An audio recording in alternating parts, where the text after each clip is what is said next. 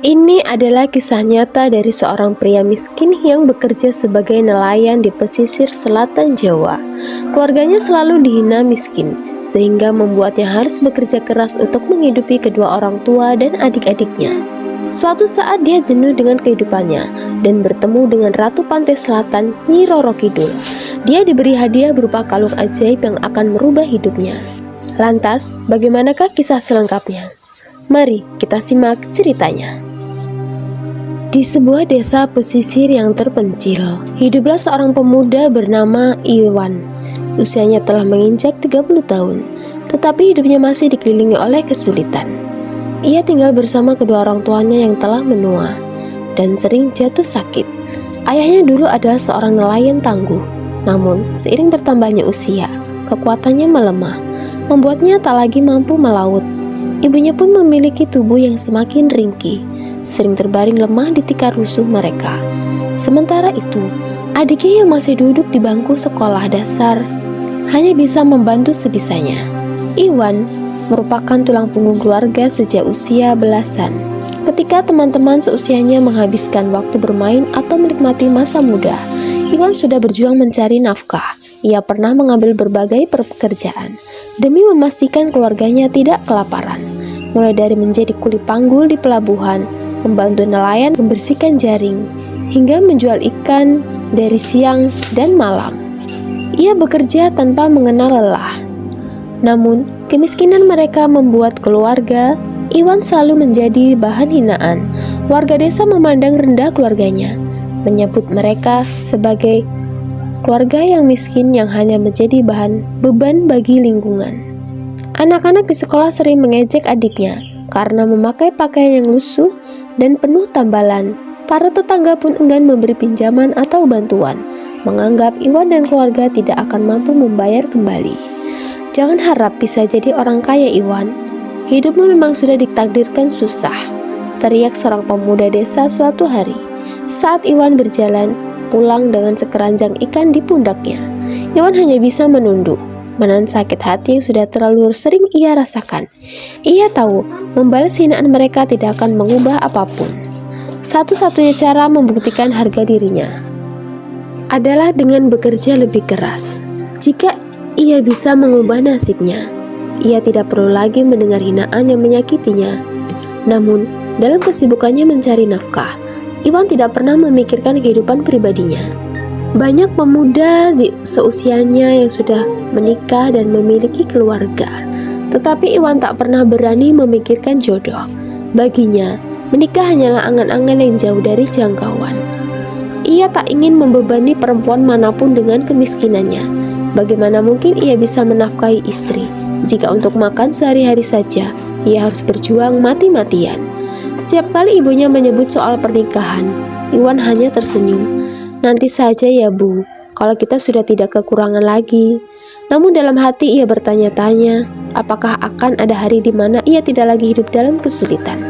Di usianya yang kini menginjak 30 tahun, ia masih harus mengabdikan dirinya sebagai buruh, nelayan untuk seorang majikan yang terkenal kikir dan sombong bernama Pak Wiryah. Pak Wiryah adalah pemilik kapal ikan terbesar di desa itu, memiliki banyak anak buah dan sering memamerkan kekayaannya di hadapan warga. Sayangnya, meskipun ia kaya raya, sifatnya jauh dari sifat dermawan. Ia memandang rendah orang-orang miskin dan selalu menganggap para pekerjanya tidak lebih dari alat untuk menambah pundi-pundi kekayaannya. Iwan sudah bekerja dengan Pak Wiryah selama bertahun-tahun. Setiap hari sebelum fajar menyingsing, ia sudah bersiap di tepi pantai, membawa jaring dan bersiap melaut bersama beberapa nelayan lainnya. Angin laut yang dingin menggigit kulitnya, tetapi Iwan tidak pernah mengeluh. Baginya tidak ada pilihan lain selain bekerja keras. Setiap tetes keringat yang jatuh adalah perjuangan untuk menghidupi kedua orang tuanya dan menyekolahkan adiknya. Namun, bekerja di bawah Pak Wiryah bukanlah hal yang mudah. Ia sering diperlakukan kasar dan dihardik tanpa alasan yang jelas. Setiap kali hasil tangkapan kurang banyak, Pak Wiryah akan meluapkan kemarahannya, melempar apa saja yang ada di dekatnya, bahkan terkadang memaki dengan kata-kata yang menyakitkan. Dasar pemalas, Pantas saja keluargamu miskin terus. Sudah kerja bertahun-tahun tapi masih miskin juga. Apa gunanya kau bekerja kalau hasilnya tetap menyedihkan seperti ini? Hardik Pak Wirya. Suatu hari ketika hasil tangkapan mereka kurang memuaskan, Iwan hanya bisa menunduk dan mengepalkan tangannya. Ia ingin membalas kata-kata itu, tapi ia sadar bahwa membantah hanya akan membuatnya kehilangan pekerjaan. Jika itu terjadi, siapa yang akan memberi makan keluarganya? Setiap malam, tubuhnya terasa remuk setelah bekerja seharian. Namun, rasa lelah masih kalah dengan rasa sakit di hatinya. Hinaan demi hinaan yang diterimanya sejak kecil terus terngiang di kepalanya. Ia lelah dipandang rendah, lelah dianggap tidak ada, hanya karena lahir dalam keluarga miskin. Suatu hari, aku akan membuktikan bahwa aku bisa kaya. Aku bisa sukses. Aku akan menjadi kaya. Aku akan memiliki kapal sendiri, dan aku tidak akan membiarkan orang lain merasakan hinaan seperti yang aku alami. Batinnya setiap kali ia memandangi laut lepas. Namun di balik tekadnya untuk menjadi kaya, Iwan tidak sadar bahwa ia semakin menjauh dari kehidupan pribadinya. Usianya sudah tidak muda lagi, tetapi ia belum pernah sekalipun berpikir untuk menikah. Bagi banyak orang seusianya, usia 30 adalah waktu yang tepat untuk membangun keluarga. Namun bagi Iwan, jodoh hanyalah sesuatu yang belum sempat ia pikirkan. Bagaimana bisa ia memikirkan pernikahan jika kebutuhan sehari-hari keluarganya saja masih sulit dipenuhi? Beberapa orang tua di desa pernah mencoba menjodohkannya dengan gadis-gadis muda yang baik hati, tetapi Iwan selalu menolak dengan halus. Semakin lama, tekanan hidup yang ia hadapi semakin besar. Hinaan dari majikannya, beban keluarga, dan ketakutan akan masa depannya membuatnya semakin keras pada dirinya sendiri. Ia bekerja siang dan malam, bahkan terkadang melewatkan waktu makan hanya demi menghemat uang. Namun meskipun telah berusaha sekeras mungkin, kehidupan tetap terasa berat. Tidak peduli seberapa keras ia bekerja, uang yang ia kumpulkan selalu terasa kurang. Tak peduli seberapa banyak ia berusaha, ia tetap saja dianggap sebagai orang miskin yang tidak pernah sukses. Dan di suatu malam yang sunyi, ketika rasa lelah dan frustasi mencapai puncaknya, Iwan akhirnya tidak bisa menahan semua beban yang ia pendam selama ini. Ia berjalan ke tepi pantai, duduk di atas pasir dingin, dan menatap ombak yang bergunung-gunung di hadapannya. Sampai kapan aku harus hidup begini? Gumamnya pelan. Matanya menerawang jauh ke tengah lautan. Angin malam berhembus semakin kencang, membawa aroma laut yang asin. Iwan menghela nafas panjang, lalu menutup matanya, mencoba merasakan kedamaian meski hanya sesaat. Namun dalam ketenangan itu, ia merasakan sesuatu yang aneh. Suara ombak yang biasanya menenangkan, kini terdengar seperti bisikan lirih. Ia membuka matanya perlahan. Di kejauhan, di atas permukaan air yang berkilauan, muncul sebuah cahaya hijau yang samar-samar. Iwan mengurutkan dahi, mencoba memastikan bahwa ia tidak sedang berhalusinasi. Tetapi, semakin lama cahaya itu semakin terang, mendekat ke arah pantai tempatnya ia duduk. Lalu dari dalam ombak yang bergelora, muncullah sesosok wanita berparas luar biasa cantiknya. Matanya tajam namun lembut, dan rambut panjangnya terurai hingga mencapai pinggang. Ia mengenakan kebaya hijau berhiaskan sulaman emas, dan kainnya seolah melayang-layang seakan tidak terpengaruh oleh angin malam. Iwan tertegun. Ia ingin berlari, tetapi tubuhnya merasa kaku. Jantungnya berdegup kencang antara takut dan kagum. Wanita itu berjalan mendekat, langkahnya begitu anggun ketika akhirnya ia berdiri di depan Iwan. Aroma melati yang lembut menyeruak di udara. Kau terlihat begitu putus asa, wahai manusia. Suara wanita itu terdengar begitu merdu, seakan menyatu dengan deburan ombak. Iwan membelalakkan mata. Legenda tentang Nyi Roro Kidul sudah sering ia dengar sejak kecil. Banyak orang yang mempercayai bahwa sang ratu memiliki kerajaan megah di dasar lautan, dan bahwa ia hanya menampakkan diri kepada orang-orang yang terpilih. Mengapa Anda datang kepadaku? Tanyanya ragu. Nyi Roro Kidul kembali tersenyum, tetapi kali ini tatapannya lebih dalam, seolah ia bisa melihat langsung ke dalam hati Iwan. Aku telah memperhatikanmu sejak lama, Iwan. Kau seorang pria yang pekerja keras dan memiliki hati yang kuat. Tetapi dunia ini tidak pernah berlaku adil kepadamu. Kau selalu dihina, selalu direndahkan, padahal kau hanya ingin bertahan hidup dan melindungi keluargamu. Ikutlah denganku Iwan, sang ratu sambil mendekati Iwan. Dan tiba-tiba ombak laut semakin kencang. Ia melihat sekelilingnya dengan panik. Pantai menghilang, langit malam berubah menjadi gelap berkilauan. Dan kini ia merasa seperti sedang melayang di dalam air.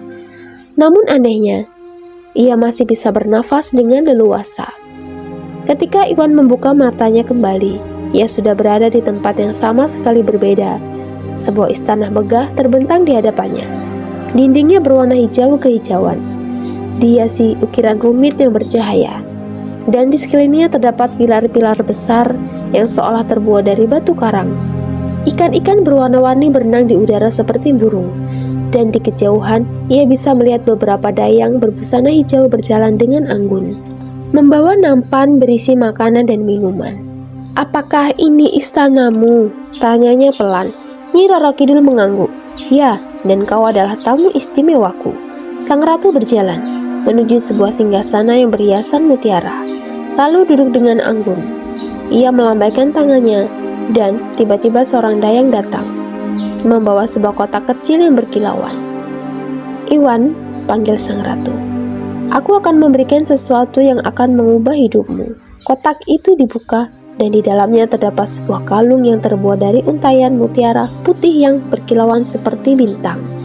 "Ini adalah kalung mutiara keberuntungan," ujar Nyi Roro Kidul. "Selama kau memilikinya, keberuntungan akan selalu menyertaimu. Kau tidak akan lagi dihina dan direndahkan. Engkau akan mendapatkan kekayaan yang belum pernah engkau bayangkan sebelumnya." Iwan menatap kalung itu dengan mata berbinar. "Tapi, kenapa Anda memberikan ini kepadaku?" Sang ratu tersenyum. Tetapi kali ini tatapannya lebih serius. "Karena aku ingin membantumu, namun ada syarat yang harus kau penuhi." Iwan menatap sang ratu dengan bingung. "Syarat?" tanyanya. "Kau harus menerima bahwa engkau harus menikah denganku." Iwan terkejut dengan syarat tersebut. Dalam hatinya ia berpikir, bisa menikahi seorang ratu cantik yang beda alam. Namun, ia teringat dengan kemiskinan yang menimpa keluarganya, sehingga tanpa ragu ia mengiyakan syarat itu. Pernikahan mereka pun dimulai, dihadiri oleh dayang-dayang kerajaan bawah laut. Iwan mengenakan pakaian yang belum pernah ia bayangkan sebelumnya. Sebuah beskap hijau dengan hiasan emas yang berkilauan. Musik lembut terdengar di seluruh istana, dan aroma dupa melati mengisi udara. Untuk pertama kalinya, Iwan harus merelakan status perjakanya untuk ratu cantik yang memberi kekayaan. Setelah menjalani malam pertama, keesokan harinya, Iwan diberi izin untuk kembali ke dunia nyata. Namun, satu pesan yang disampaikan ratu. Jangan sesekali Iwan mengkhianati cinta sang ratu, dan bijak dalam menggunakan kekayaan yang ia beri. Iwan pun pamit dengan ratu, dan diantar oleh dayang-dayang menuju pintu keluar istana. Di depan pintu istana tersebut, ia merasakan sesuatu yang aneh, seolah ada energi hangat yang mengalir ke dalam tubuhnya. Tak lama kemudian, segalanya mulai berputar. Iwan merasakan tubuhnya terasa ringan lagi, dan ketika ia membuka matanya, ia sudah kembali berada di tepi pantai dengan ombak yang berdebur pelan di hadapannya. Namun, kali ini ada sesuatu yang berbeda. Ia merasakan kekuatan baru dalam dirinya. Namun, kali ini ada sesuatu yang berbeda di dirinya. Ia merasakan kekuatan baru dalam dirinya. Ia tidak tahu bagaimana, tetapi ia bisa merasakan bahwa hidupnya tidak seperti dulu. Setelah kembali ke dunia, hidup Iwan berubah dengan cara tidak pernah ia bayangkan sebelumnya. Ia memutuskan untuk bekerja dengan Pak Rahmat, seorang majikan baik hati yang memberinya gaji lebih tinggi dibandingkan dari Pak Wiryah. Dengan kalung mutiara pemberian Nyi Roro Kidul, setiap kali ia melaut, hasil tangkapannya selalu berlimpah. Perlahan dari hasil kerjaannya, ia mampu membeli kapal sendiri. Dengan keberhasilan menjadi nelayan, Pak Wirya merasa iri kepadanya. Berbeda dengan Pak Rahmat yang merasa senang jika Iwan akhirnya bisa mandiri dan memiliki kapal sendiri. Namun seiring bertambahnya kekayaan, sifat Iwan mulai berubah. Semakin banyak uang yang ia miliki, semakin besar pula keinginannya untuk menikmati kehidupan duniawi. Ia mulai mengenal pergaulan kelas atas, menghadiri pesta-pesta mewah, dan bergaul dengan orang-orang kaya dari luar desa. Pakaian lusuhnya yang dulu penuh dengan bau asin laut, kini digantikan dengan pakaian mahal. Ia membeli perhiasan emas, jam tangan mahal, dan bahkan mengganti perabotan rumahnya dengan barang-barang yang lebih mewah. Para tetangga yang dulu menghina keluarganya kini berusaha mendekatinya, berharap mendapat sedikit bagian dari kekayaannya. Iwan menikmati perhatian itu, merasa bahwa kini dirinya dihormati, bukan karena kebaikan, tetapi karena hartanya. Namun sayangnya, sikapnya terhadap orang-orang yang dulu pernah bersamanya mulai berubah. Ia menjadi pria yang sombong, memandang rendah nelayan lain yang masih miskin. Bahkan ia mulai sering bersikap kasar pada mereka. "Kalian hanya malas, jika kalian bekerja keras seperti aku, kalian juga bisa kaya," katanya. Suatu hari ketika seorang nelayan tua meminta bantuannya, ia lupa bahwa dahulu ia berada di posisi yang sama. Ia lupa bagaimana rasanya dihina dan diremehkan. Kini, ia sendiri menjadi orang yang suka menghina orang lain. Yang lebih parah, Iwan mulai melupakan janjinya pada Nyi Roro Kidul. Ia mulai dikelilingi oleh banyak wanita cantik, menikmati malam-malam di pelukan mereka, tanpa sedikit pun memikirkan ratu yang telah memberinya kekayaan. Di salah satu pertemuannya dengan seorang wanita desa bernama Rini, yang juga berasal dari keluarga yang berada, ia memutuskan untuk menikahinya. Ia pikir kini ia sudah cukup kaya untuk memilih siapa saja yang diinginkannya. Ia merasa tidak ada lagi terikat pada janjinya dengan sang ratu. Namun Iwan lupa satu hal, janji dengan Nyi Roro Kidul bukanlah sesuatu yang bisa diabaikan. Di dasar laut, di istana megahnya, Nyi Roro Kidul mengamati setiap perbuatan Iwan. Hatinya dipenuhi dengan amarah dan kekecewaan. Ia tidak marah karena Iwan kaya, namun ia marah karena Iwan mengkhianati janjinya.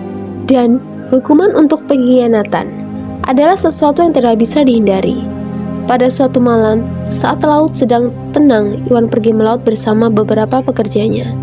Ia berdiri di ujung kapalnya yang mewah, menatap bulan purnama yang bersinar terang di atas laut.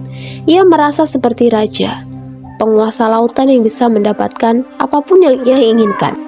Namun tiba-tiba angin kencang berhembus, ombak mulai bergulung-gulung, dan langit berubah gelap. Seketika kapal besar itu mulai terombang-ambing seperti mainan di tengah samudera. Para nelayan berteriak panik, mencoba mengendalikan layar, namun badai datang terlalu cepat. Tiba-tiba dari dalam lautan yang mengamuk, sebuah ombak raksasa muncul. Ombak itu berwarna kehijauan, berputar seperti pusaran air yang siap menelan kapal mereka. Pusaran air semakin membesar, disusul oleh ombak besar yang menghantam kapal mereka. Iwan yang sibuk memerintahkan anak buahnya untuk mengendalikan kapal terhempas oleh ombak dan terjatuh ke laut. Tak satu pun pekerjanya berani menolong. Terlebih mereka masih mengingat bagaimana Iwan yang semena-mena dan sombong terhadap mereka. Akhirnya mereka membiarkan majikannya tersapu ombak dan tenggelam di dasar lautan. Sementara itu, para pekerja yang tetap berada di dalam kapal berhasil selamat dari badai tersebut. Orang-orang di desanya menganggap kapalnya hilang ditelan samudera. Namun Iwan sebenarnya tidak mati. Ia kembali ke tempat di mana semuanya dimulai. Ia kembali ke istana Nyi Roro Kidul. Bukan sebagai suami terhormat, tetapi sebagai pria yang harus mempertanggungjawabkan kesalahannya. Di istana laut, Iwan merasa bagaimana terperangkap dalam mimpi buruk yang tak berkesudahan. Istana itu megah dan luas, dihiasi dengan permata yang berkilauan, tetapi baginya kini terasa seperti penjara. Ratu Nyi Roro Kidul duduk di singgasananya, menatap Iwan dengan mata tajam yang mengandung kekecewaan. "Kau telah melupakan dari mana kau berasal, Iwan," suara sang ratu bergema di istananya. "Aku memberimu kekayaan, tetapi kau gunakan untuk berfoya-foya. Aku memberimu keberuntungan, tetapi kau justru menjadi sombong. Dan yang paling menyakitkan, kau telah mengkhianatiku." Iwan jatuh bersimpuh di hadapan sang ratu. Dadanya terasa sesak, penuh dengan rasa bersalah dan ia meminta maaf dan ingin berkata bahwa semua itu hanyalah kesalahan, tapi suaranya tercekat. "Aku akan memberimu pelajaran," lanjut sang ratu, "bukan dengan hukuman fisik, melainkan dengan kehilangan yang lebih berharga dari sekedar harta." Iwan tiba-tiba merasakan tubuhnya menjadi ringan. Dalam sekejap, ia terbawa dalam pusaran air yang muncul entah dari mana. Sekelilingnya berubah dan dalam sekejap, ia melihat berbagai peristiwa yang terjadi di dunia nyata selama ia menghilang. 1 minggu di istana laut ternyata setara dengan 7 bulan di dunia nyata. Tanpa dirinya, keluarga Iwan mengalami penderitaan yang tak terbayangkan. Tanpa kepala keluarga yang mencari nafkah, mereka kehilangan segalanya. Rumah mereka yang dulu berdiri kokoh sebagai simbol kesuksesan Iwan, kini hanya tinggal arang dan abu. Api telah melalap rumahnya dan tidak menyisakan sedikit pun harta miliknya. Iwan ingin berteriak saat melihat adiknya yang dulu bersekolah dengan penuh harapan, kehilangan tempat tinggal dan hidup dalam kini hanya seorang pengemis di jalanan.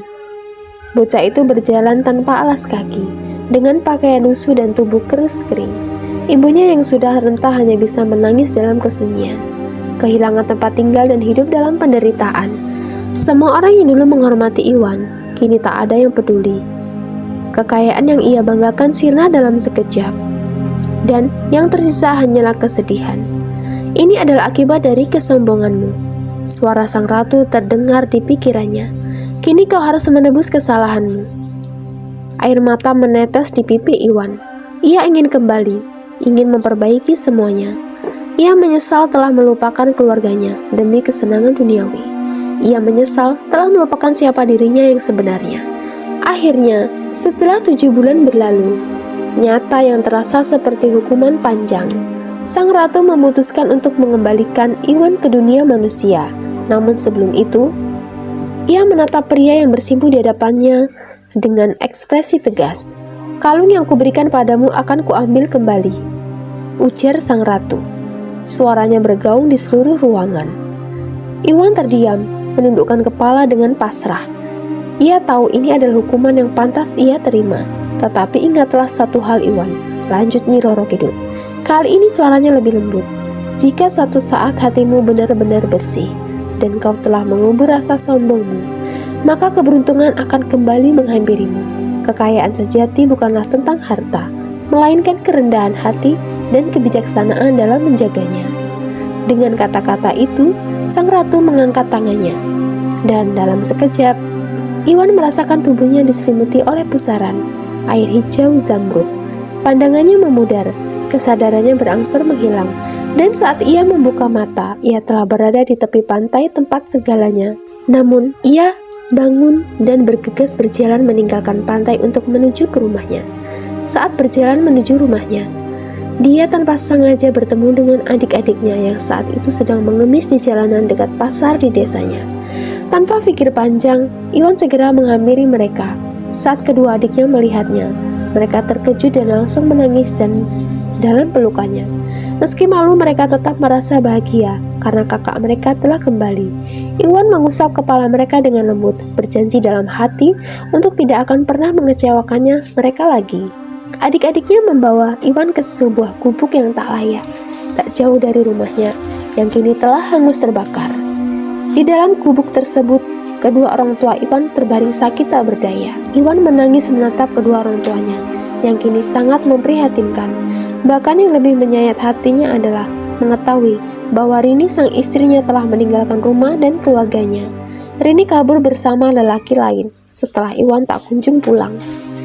Dari peristiwa tersebut, kini Iwan berjanji akan menebus semua kesalahannya dan segera untuk kembali mencari pekerjaan demi membiayai kedua orang tuanya dan adik-adiknya.